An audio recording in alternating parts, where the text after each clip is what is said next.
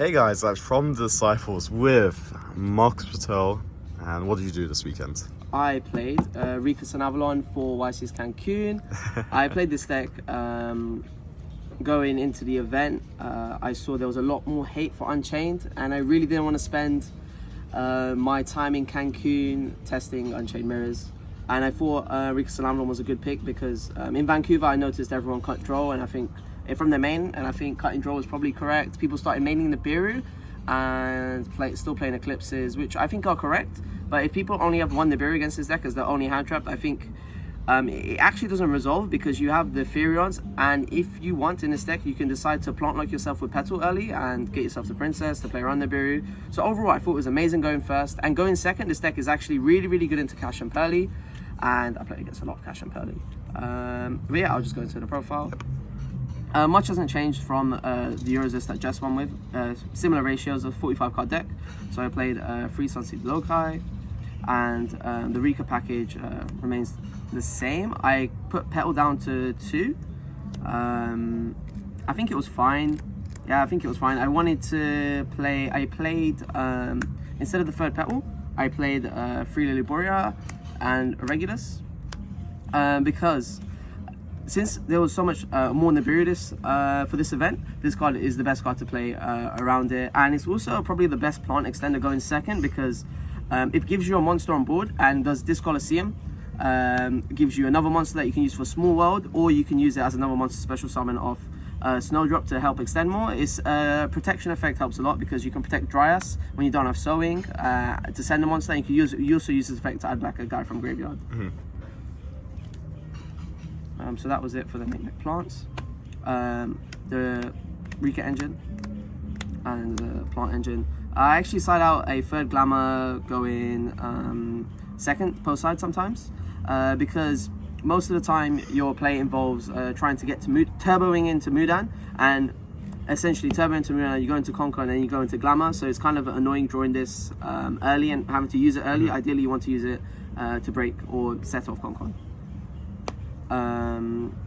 3 die, best card in the deck. I still play the Small World package. Kurikara is still amazing into Kashtira and amazing into Pearly. I only really want to play this deck going forward if I can play Small World, because it really improves the math on this deck going first. And additionally, when this card is also a breaker against 2 popular decks in the format, it makes this card one of the best cards in this deck because it's really good going first, really good going second. With this deck, sometimes you see 2-ofs of some cards, and it lets you trade the dead card for any real card that actually matches what you want. And the card you search sometimes changes because you might be missing a combo piece such as the Regulus or the Starter or the Breaker. So going forward, I really only want to play this deck if I can play this card. So for non-engine, I played 3 Frost. The Frost cards, Herald Abyss, Talents, Duster, 3 Eclipse, and 3 Ash. I think Frost is pretty good in this deck going first and going second. I didn't really like Impermanence, so I thought about playing Impermanence in the main because it's more diverse game 1. But then I was always going to side the Frost. Essentially, by maining the Frost, it gave me more room for side deck spots. So that's why I decided to main it. Abyss helps beat Pearly. Another card to help beat Pearly and out Noir. I think it's really good against the DDD guy because it makes them not float. Duster's still really solid into Rescue Ace. Talents, if you do get Nibiru, you can at least Talents look at hand. It happened to me in round 9. Eclipse was way better for me than Book of Moon. This card's amazing versus Kashtira. Pearly going first against Unchained. You can trade for 2 monsters, which makes it harder for them to link climb.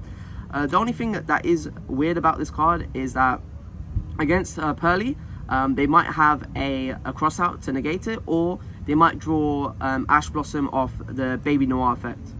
3 Ash because I'll make room for the side deck spots, but it's also pretty good going second. Against Unchained, you can try and hit a random card. The deck can sometimes fold to an Ash, believe it or not, and it covers so much.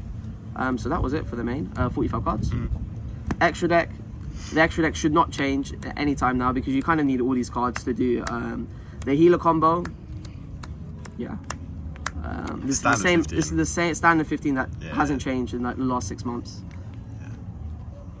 So since the extra deck can't change, I decided to side the Slayer targets. So I didn't test too much with Slayer. In theory, I thought it would be good because of Thrust, and I thought it would trade well into Unchained. I played the Entis as a cheap way of respecting Chimera, because I wasn't respecting Chimera too much in the deck. So the idea is, okay, I side 3 Slayer, I side an Entis, and I've got enough cards versus Chimera. Overall, I'm not sure how good these cards are, actually, versus Unchained, for me, personally. Because I saw a lot of the pro players playing around Slayer post side. You have to play a brick, you have to play 2 more cards in your side deck. They take up spots because I haven't got the space in my extra deck.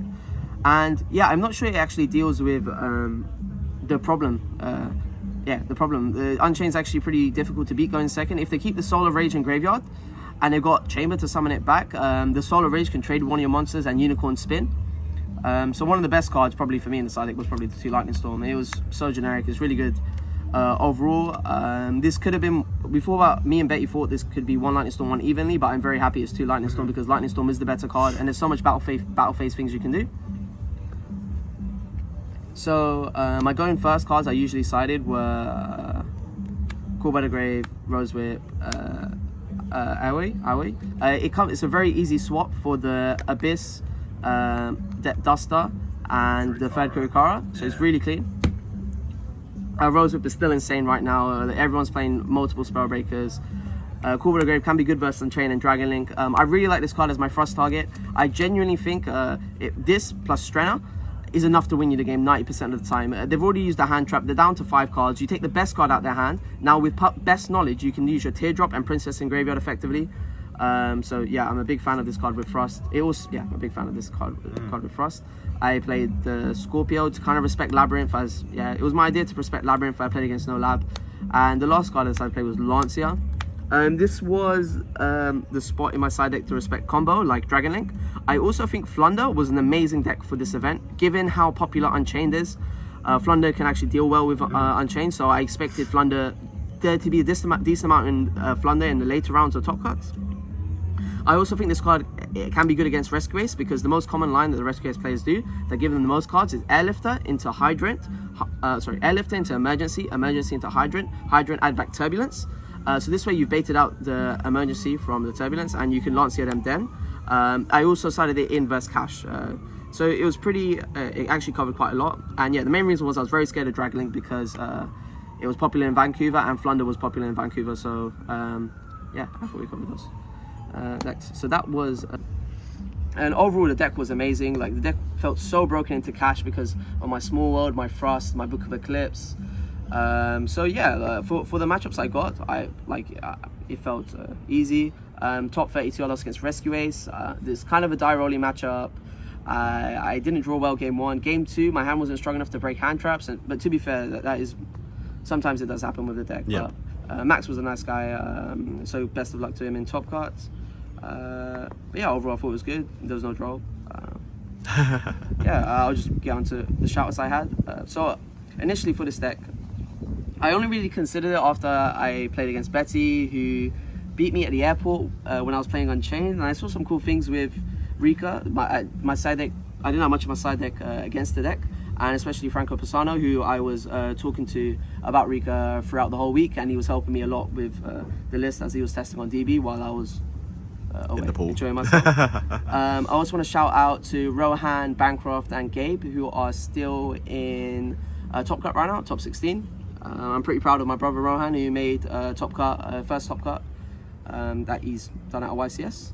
I want to shout out all the boys in the house that I stayed with, made the whole weekend enjoyable, and all the people that I met and had dinner with throughout Vancouver and Cancun, who made the holiday really, really enjoyable.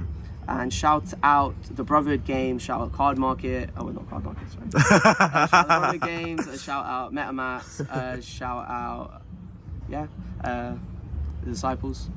I think that's about it. See you at Dortmund. See you at Dortmund. Maybe we play Plants. Maybe we play Plants.